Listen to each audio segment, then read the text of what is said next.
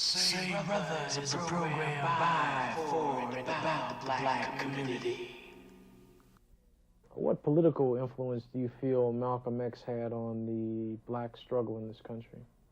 I think Malcolm X reached certain dimensions that was missed by others and is still missed by others. The important thing is that Malcolm X found a kind of language that the ordinary workaday black man can understand. And he heard things from Malcolm that he had heard partly from other people, but he didn't listen to those other people because those things were not couched in a language that that attracted him.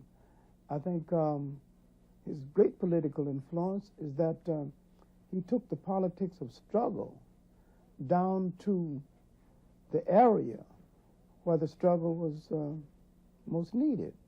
Theoretically, of course, what influence do you think Malcolm would have if he were alive today?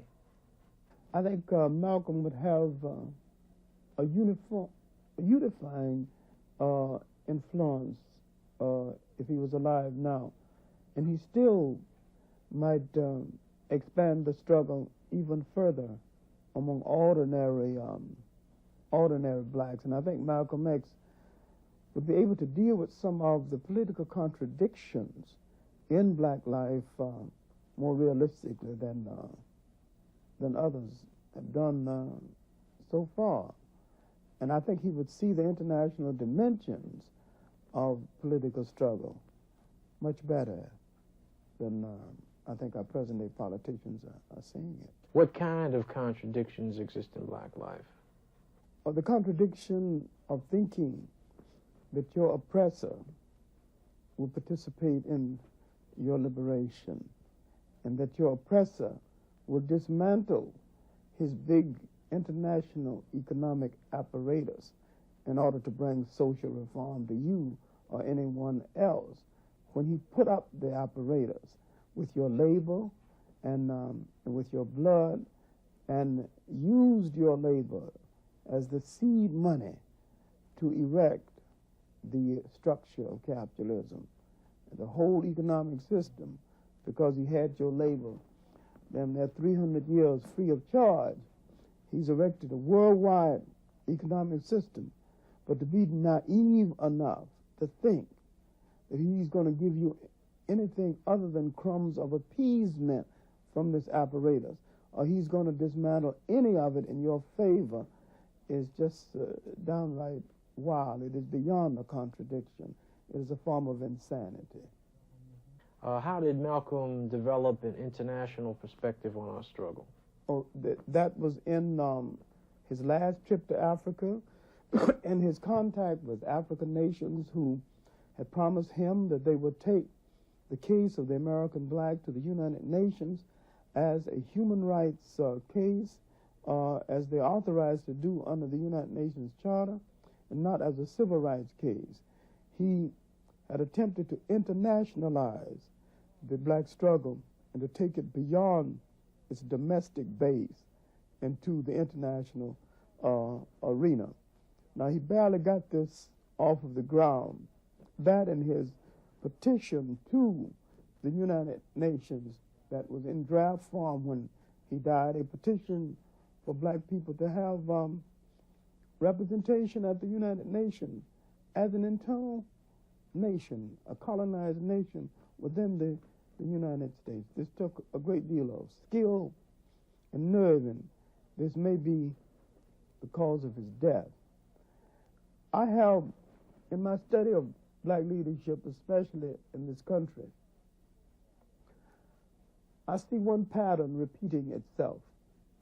Every black leader who shows black people the true nature of power and how to deal with it is either assassinated, driven into exile, or driven to suicide. And the pattern has not varied from the mysterious disappearance of David Walker, 1829, after his famous appeal. And you can look at this pattern and you see its consistency. W.E.B. Du Bois died in exile. Monroe Carter, the famous Boston Brahmin, allegedly fell from the roof of his own house. And he had been walking on that roof for a generation. It was his family home. You tell me a man can't balance himself on the roof of a house where he played as a child, that he was going to fall from there. And he wasn't a heavy drinking man, so he surely wasn't up there drunk. So I think Monroe Carter was mysteriously killed. Of course, we know about Martin Luther King. So long as he was preaching peace and love, he was comparatively safe.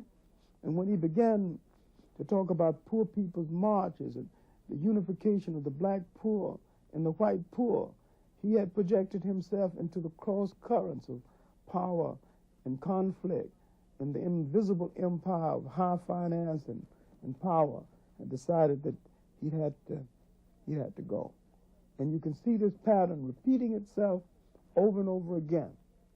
Now, the most tragic display of this pattern is in local black leadership that never gets into the newspaper. I mean, in small towns and blacks protesting, and sometimes they're killed by the hands of blacks, but it doesn't matter whose hands killed them, who ordered the killing is what is really important. It really doesn't matter whether the Jews killed Christ. The main thing is that Roman colonialism dominated the area, and if the Roman colonialists didn't want him killed, they could have stopped it by the wave of a hand. And so the Romans are more guilty if anybody is guilty at all. And see, I'm saying that it doesn't matter if black hands killed Malcolm X. They obviously did.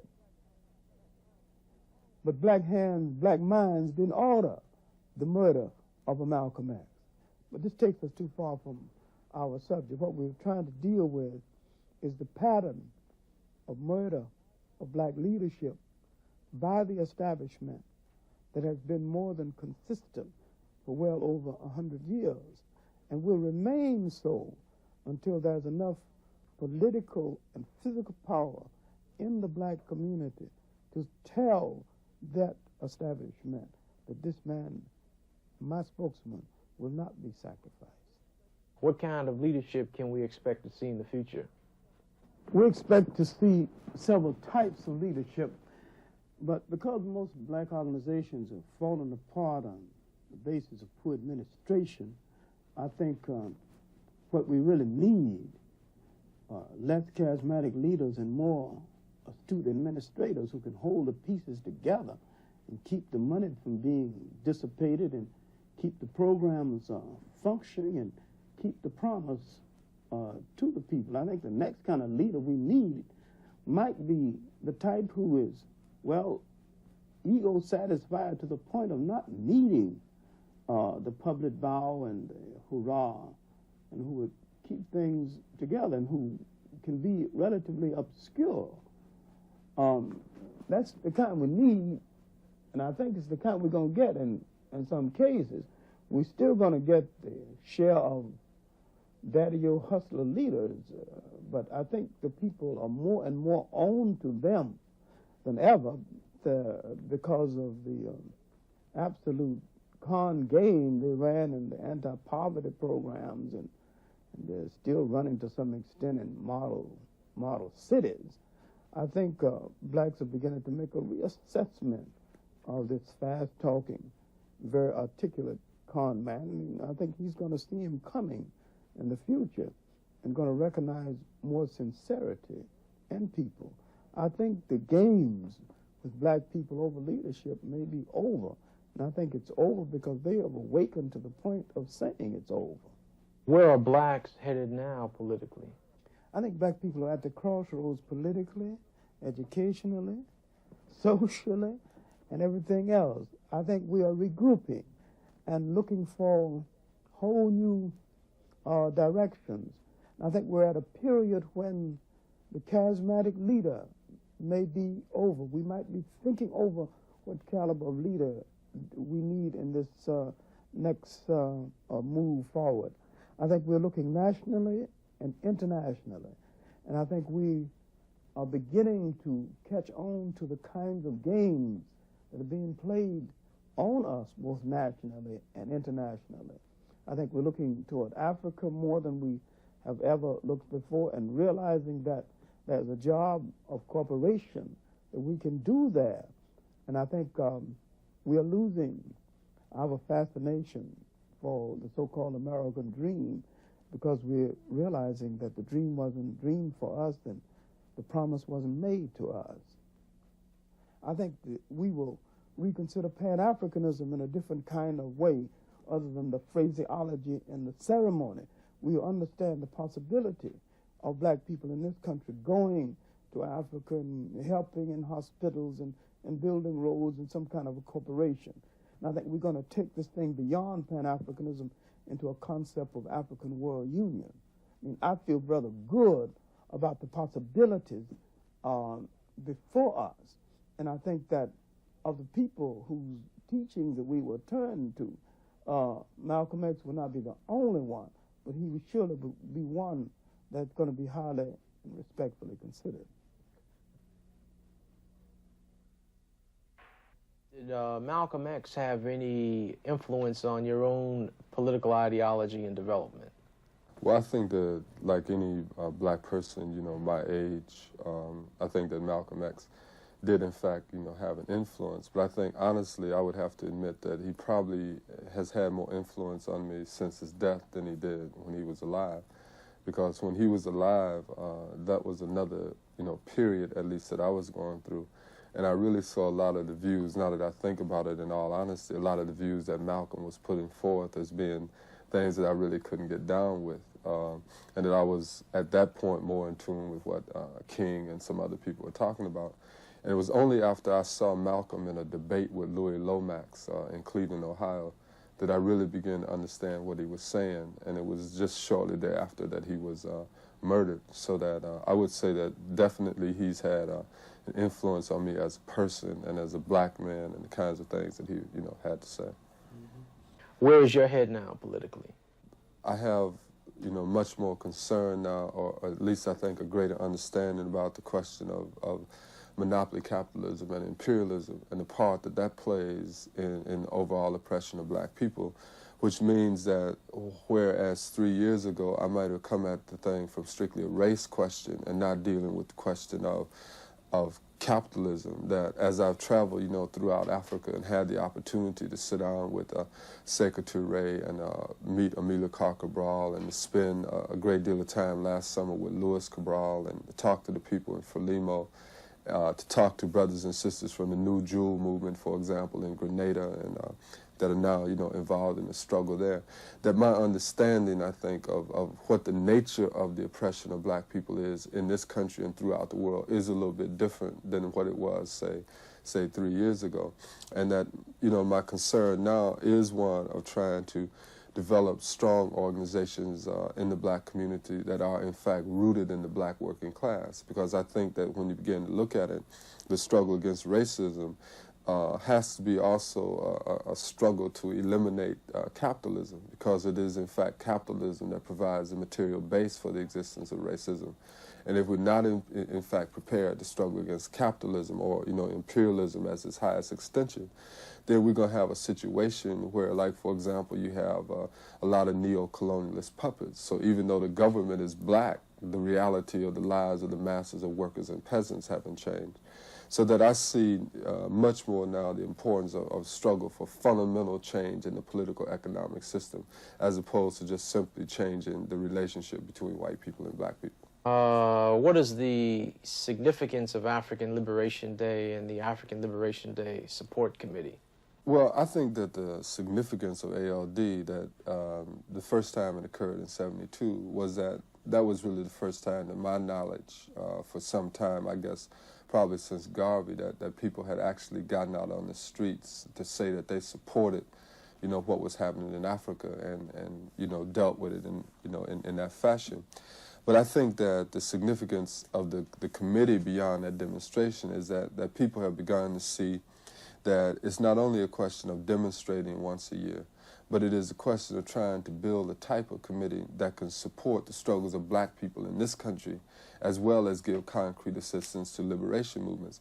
Because in our discussions with liberation movements, the thing that they kept driving home to us was that the most important way that Afro-Americans can aid in the struggle of the liberation movements is to, in fact, increase the struggle of black people inside this country against racism and imperialism, and that we sit in the heart of monopoly capitalism in the world, and that if we can begin to struggle here, an effective revolutionary struggle here, that by definition, that struggle will aid their struggle. So I think that the support committee has been significant in helping a number of us grow, to see that reality. I think the fact that brothers and sisters have continued to work day to day, demonstrations against Gulf oil, demonstrations against banks, getting petitions signed to repeal the Byrd Amendment, getting petitions signed to demand that the United States recognize Guinea-Bissau. Plus, last year we raised $42,000 for liberation movements, had demonstrations in 28 cities. I think that all of that has led to a growth in the awareness of the role that Africa plays in the imperialist structure in the world, and then more importantly, what it is that we need to do, inside this country. Do you think black people are moving toward an acceptance of Malcolm's ideology and ideas? Well, see, I think that the couple things about Malcolm that people have to deal with. Number one, I think you have to consider Malcolm, in his historical context. Number two, I think you can't talk about Malcolm without also talking about, Elijah Muhammad in terms of the effect that, that the teacher had on the student, type of situation. So that in terms of a general acceptance of Malcolm's ideas, I would say that there are more people who generally accept his ideas. The problem is, though, that people will tend to accept his ideas and not apply them to the particular historical circumstance that they live in. Because, see, I think that if you read over Malcolm's speeches and Malcolm's statements, that I would not be so sure that Malcolm would put forth the same particular ideas today that he did then, and that I think people do Malcolm a disservice not to try and apply or reconsider the points that Malcolm made within the context of the historical period that we live in, which is something I think that we have to struggle more to do.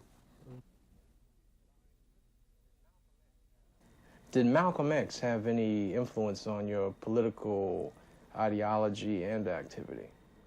Yes, he had quite a bit.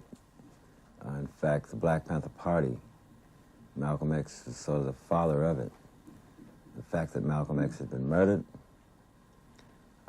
probably drove Huey and I to a point to say that we was going to have to create an organization reflective of what he was talking about.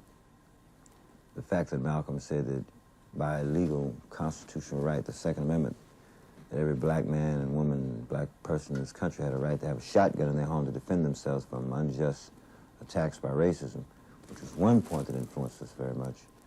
But what influenced us even more was Malcolm's emphasis that we must have a political organization that dealt most immediately with the housing and the clothing and shoes and food for the people. That while we deal with this, ultimately, the revolutionary process will go on, and it will probably still be somewhat of a violent revolution. As you know, even in this period, although there's numerous violence still being committed against black people, there's a lot of organizing to do. There's a broad liberation framework to be built. And this is one of the most, and this still goes on, this influence that Malcolm gave, especially in the area of the political arena, talking about a political party. And that's why, that's essentially the basis by which we organize what we call a political party that would take a concrete stand, not only as men, as human beings, as strong women who are in the organizations, what have you, but also with concrete programs that really serve the basic interests, desires, and needs of the people, as also a means to help organize them more. Do you think black people are moving toward an acceptance of Malcolm X's ideology and ideas? Oh, definitely. I do. From over the last 7 years, I think we can see a lot of this, I think Malcolm's ideas were profound, in what he understood and what he tried to contribute, to the liberation of black people. You know, the character of the movements, and the movement is kind of especially the Black liberation struggle, from the time of when Malcolm and Martin Luther King first came on the set in the 50s, you know, and varied in characters, demonstrations, etc. And then in August of 1965, the Black Rebellion started in Watts.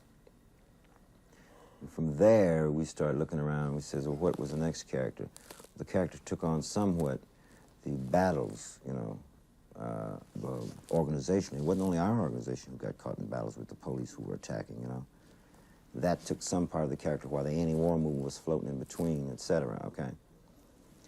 The Black Students Union merged in, you know, right around slightly before the Black Panther Party started, which Huey and I happened to be a part of, which became characteristics of campuses. So you start looking at all these different variable aspects of the movement and trying to pinpoint their character developments, different types of characters of the movement, the liberation struggle develops. Now, a lot of people say, what's happened to the movement? What's happened to the movement? What's happened to the Black liberation struggle? What we have to do is learn how to pinpoint it. Some 79 candidates, Black candidates, ran for political offices throughout the South in the last year or so, year and a half. Nearly 50 of them won those offices. Now, that's a significant change, may we say, okay? But that's characteristic of Black liberation, the desire for Black liberation. Now, some of those candidates, I believe there's a good handful of them, just corrupt. But what I value in that is the masses of the Black people are voting block vote and voting in opposition to the racists. That's consciousness. I say yes, that they did accept a lot of Malcolm's ideas. Malcolm may not have. Malcolm said the ballot or the bullet. Did he not? You can see where we are, you know. His ideas acceptable. Look at the people that used the ballot. Many of us, many of the masses of people respected the way we stood up and defended ourselves with the bullet at one stage of the struggle. Now it has a different character. What kind of changes has the party gone through since 1968? Now, those programs did directly aid in the ability of a political vehicle such as the party to be able to run an election in Oakland as we did. I would like to answer the questions where people think or misunderstand that why did Bobby Seale run for political office, run for mayor? And Malcolm X said, by any means necessary, you know? And Malcolm X did point out to us, you know, not only do we defend ourselves, you know, like human beings, like men and women, but that defense he was talking about, that Huey P. has projected, and as Malcolm has stated himself, having met him, not having met him myself personally, but having seen him speak, was that the violence is not only manifested only in the Billy Club. It's violent when you have hungry children. It's violent with rats, roaches, etc., which many Black organizations and groups of people understand and have picked up and begin to see. We have to defend ourselves against that, but it takes organization to do that, many organizing people in opposition to the power structure. So any time, and one of the means necessary to help build that broad liberation framework becomes dealing with political office, but the point is, do we have Malcolm X's in the country? I mean, Malcolm X's are people, brothers and sisters, you know, Harriet Tubmans and others, who have internalized, heart, mind, and soul, the philosophy of people's struggle, especially as it may be related to the Black community. Now, that is essential to how we've developed, and we've internalized that even more so in terms of the changes that we went through many years via the political oppression, the jailings, the many brothers and sisters have been killed, the more Black people that get killed in the community, whether they're Black Panther Party members or not, pushes us forward, you know. I'm sure it did the same thing to Malcolm as many other brothers and sisters, Martin Luther King and many others. What kind of program can you project for the party over the next couple of years?